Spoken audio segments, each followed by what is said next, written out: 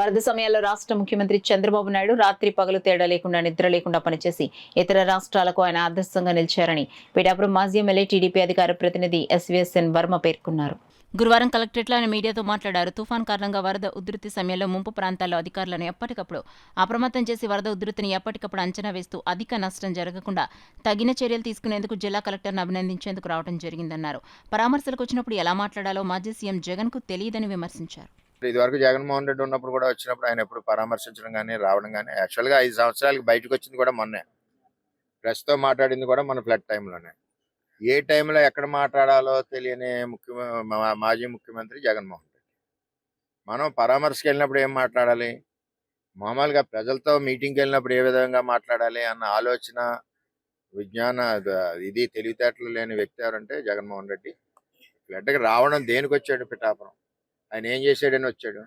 ఆయన చేసిందల్లా ఈరోజు ఫ్లడ్ లేకుండా ఉన్న పిఠాపురానికి ఏలేరు ఆధునీకరణ ఫేజ్ 2ని నేను రద్దు చేశాను అని చెప్పుకోవాలి. వచ్చి తప్పు ప్రజలు అంగీకరిస్తారు. ప్రాజెక్టులో వాటర్ ఉంది, నేను కాలువలు తవ్వలేదు, అసలు టెండర్ పిలిచా కాలువలు తవ్వడానికి, టెండరే పిల్లలేదు. ప్రాజెక్టులో వాటర్ ఉన్నా సరే సంవత్సరానికి 6 నెలల మినిమం మనకి భగవంతుడు టైం ఇస్తాడు. 6 నెలలు కూడా కాలువలు తవ్వుకోవచ్చు. నువ్వు 5 ఏళ్ళు పనిచేసి 5 ఏళ్ళు 30 నెలలు అంటే సంవత్సరం 6 మాసాలు. సంవత్సరం 6 మాసాలు నువ్వు పడుకుని ఈ వేళ వచ్చి పరామర్శించడానికి నీకు సిగ్గుండాలి. నువ్వు ఎక్కడ కాలనీలు కట్టావు? మొత్తం రాష్ట్ర వ్యాప్తంగా ఇచ్చిన జగనన్న కాలనీలన్నీ కూడా చేపల చెరువులు మయం మన వర్షాలకి. అంటే నీ ఎమ్మెల్యేలు అందరూ కూడా కోట్ల రూపాయలు సంపాదించుకోవాలి, ప్రజలు ఎలా పోయినా పర్లేదు అందులో ఉండాలని.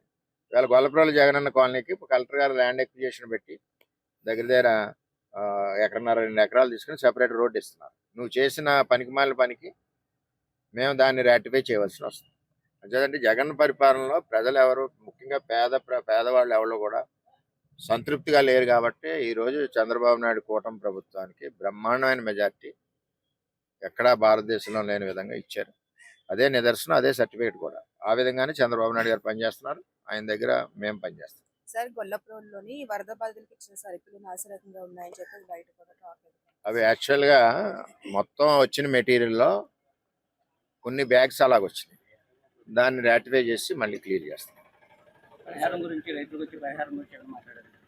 రైతుల గురించి పరిహారం ఇప్పుడు అంతా ఎక్కడికక్కడ సర్వే అవుతుంది కదా, ఎంత నష్టపోయిందో అంతమందికి. నష్టపోయిన ప్రతి ఒక్కరికి కూడా పార్టీలకు అతీతంగా పిఠాపురం నియోజకవర్గంలోనే కాదు రాష్ట్రంలో ఎక్కడ నష్టపోయినా చంద్రబాబు నాయుడు గారి ఆదేశాలు అందరికీ నష్టపరిహారం చెందాలి.